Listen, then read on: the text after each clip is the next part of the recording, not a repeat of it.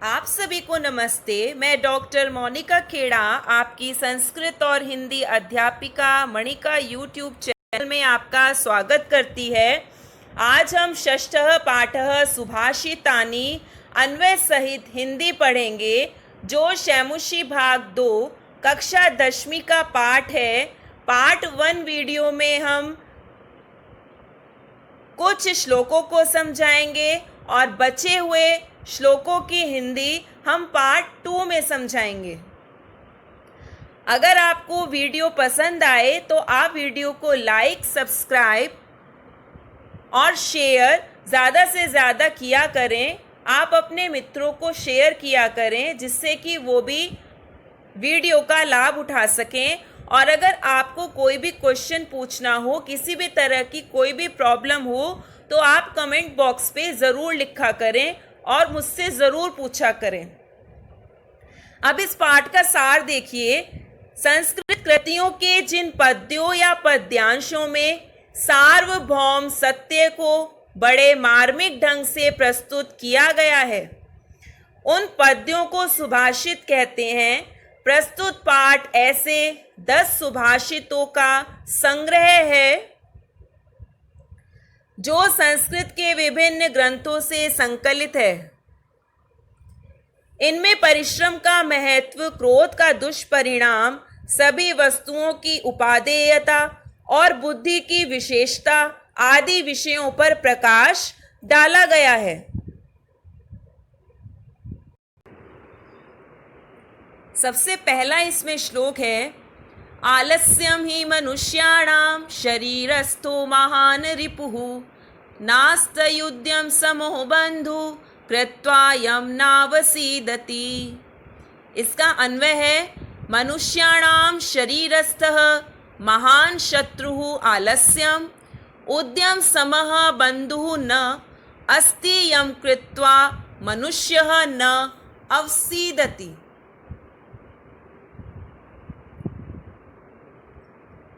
परीक्षा में आपके अन्वय रिक्त स्थानों में आते हैं और इसी तरीके से आपकी मंजूषा दी रहती है। आपको मैं पहले भी बता चुकी हूँ कि अन्वय आपको कैसे करने हैं, फिर भी यहाँ आप इन शॉर्ट में देख लीजिए।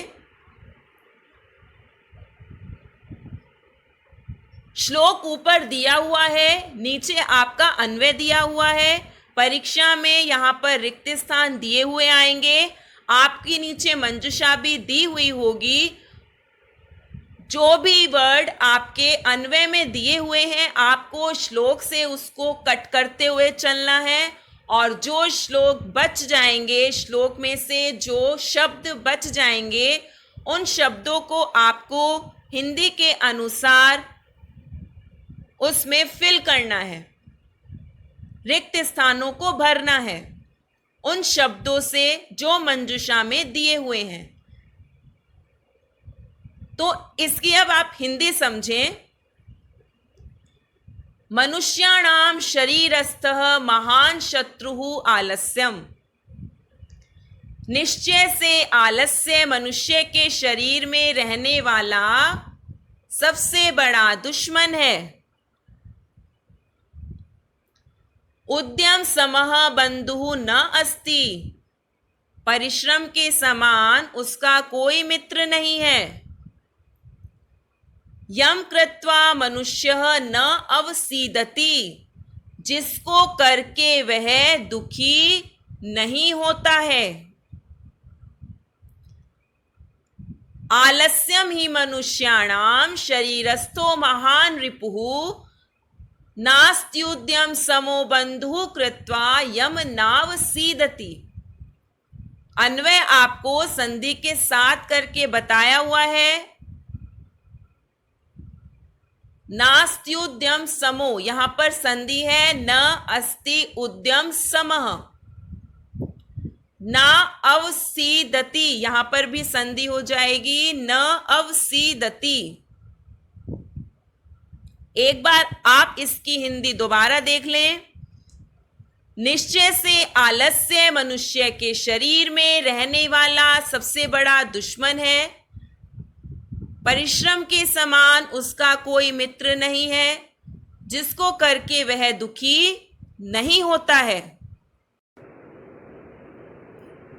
सेकंड श्लोक, गुणी गुणं वेत्ति न वेत्ति निर्गुणो, बली बलं वेत्ति न वेत्ति निर्बलः, पीको वसन्तस्य गुणं न वायसः, करी च सिंहस्य बलं न मूषकः।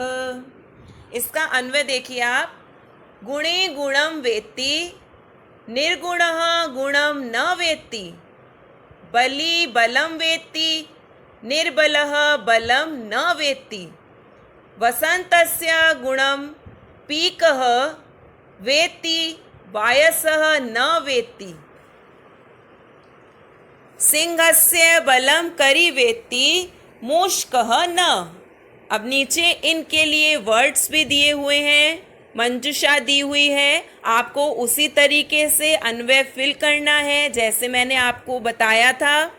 अब आप इसकी हिंदी देखें।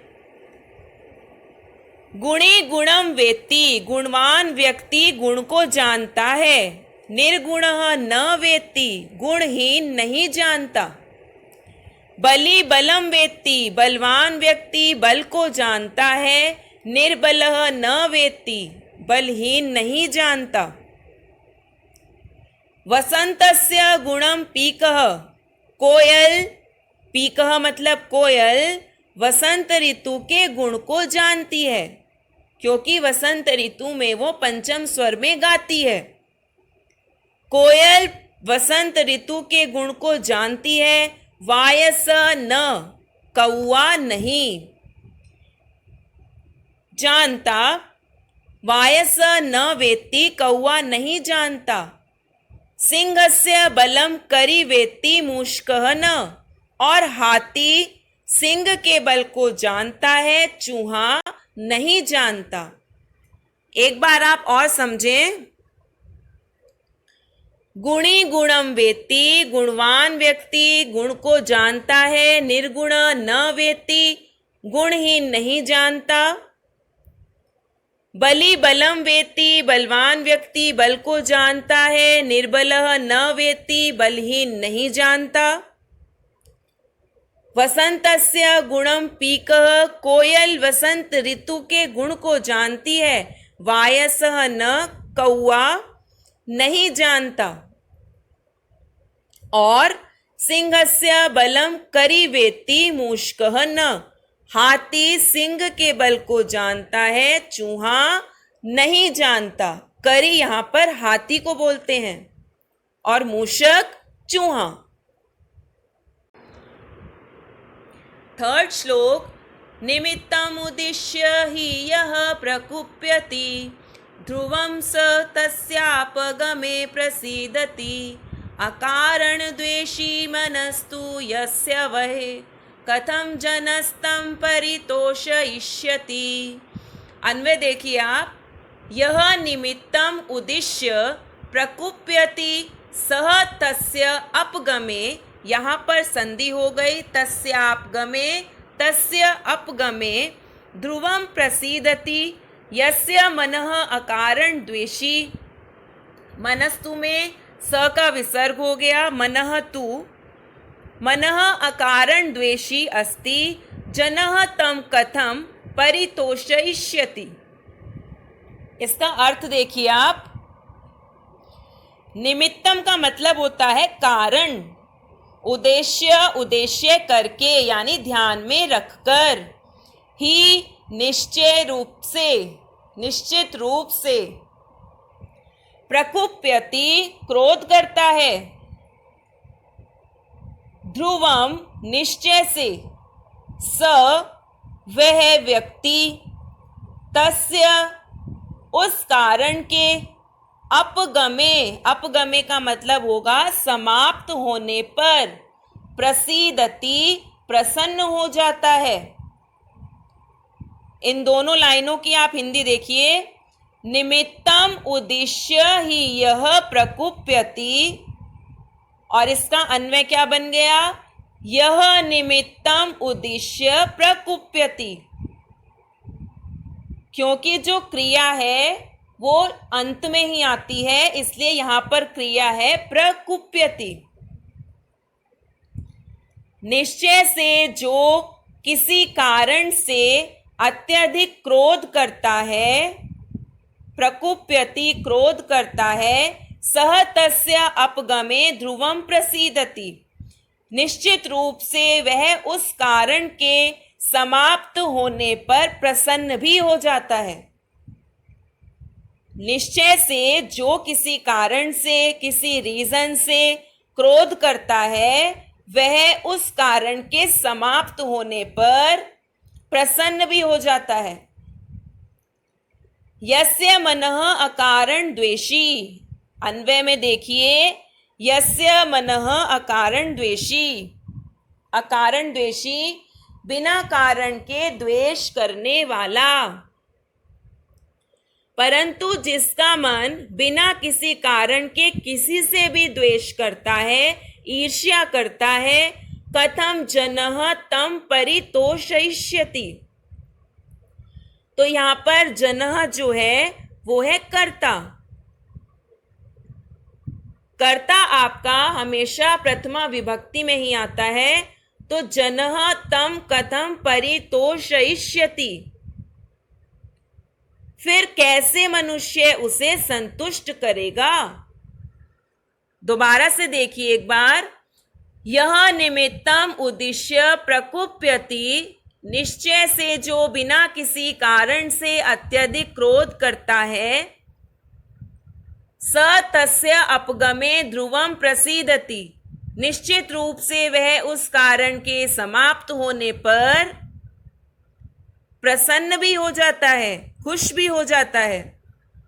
यस्य मनः अकारण द्वेषी अस्ति, परंतु जिसका मन बिना किसी कारण के द्वेष करता है, ईर्ष्या करता है, जनः तम कथम परितोषयिष्यति, फिर कैसे मनुष्य उसे संतुष्ट करेगा। 4th श्लोक, उदीरितो अर्थः पशूनापि ग्रह्यते, हयाश्च नागाश्च वहन्ति बोधिताः, अनुक्तमप्युहति पंडितो जनः, परेंगित ज्ञान फला ही बुद्धयः।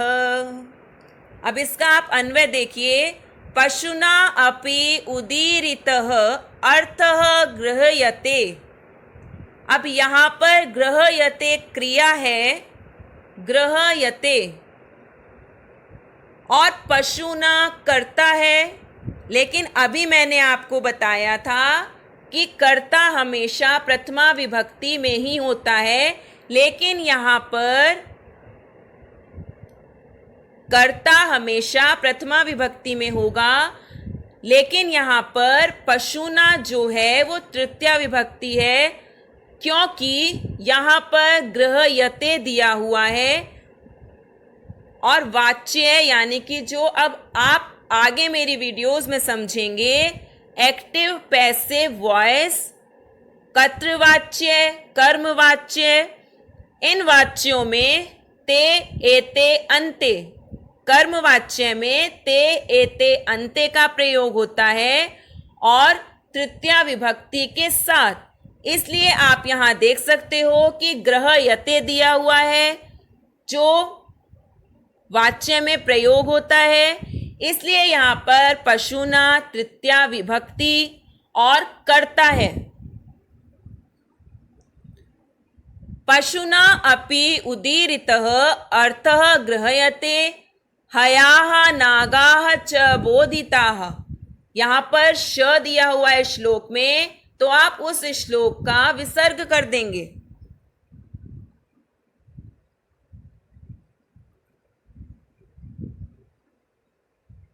हयाः च नागाः च बोधिताः वहन्ति।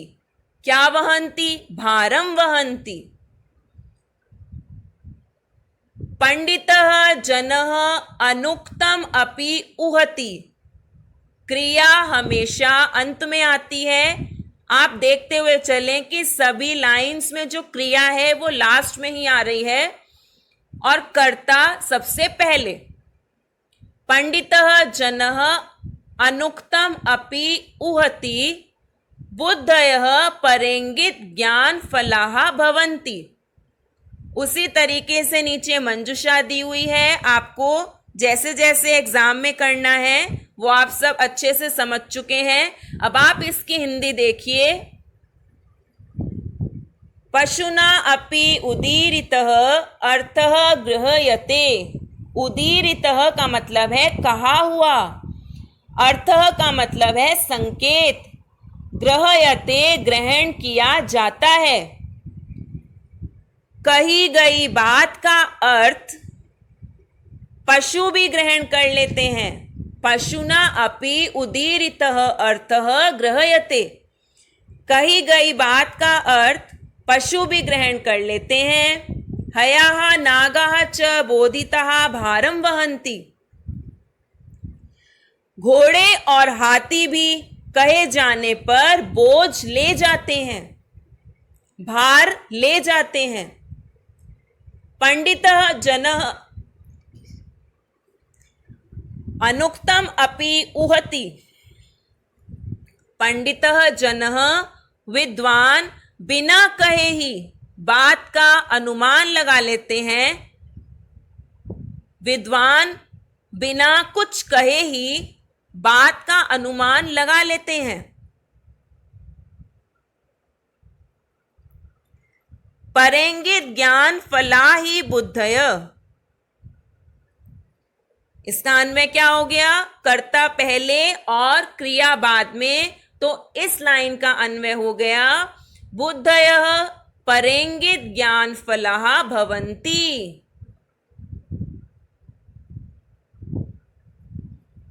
निश्चय ही बुद्धि दूसरों के संकेत का ज्ञान रूप फल देने वाली होती है। परेंगित ज्ञान फलाः का मतलब है दूसरों के संकेत से उत्पन्न ज्ञान रूपी फल वाली। और इसमें उहति का मतलब है अंदाजा लगा लेना, अनुमान लगा लेना। और अनुक्तम का बिना कहे।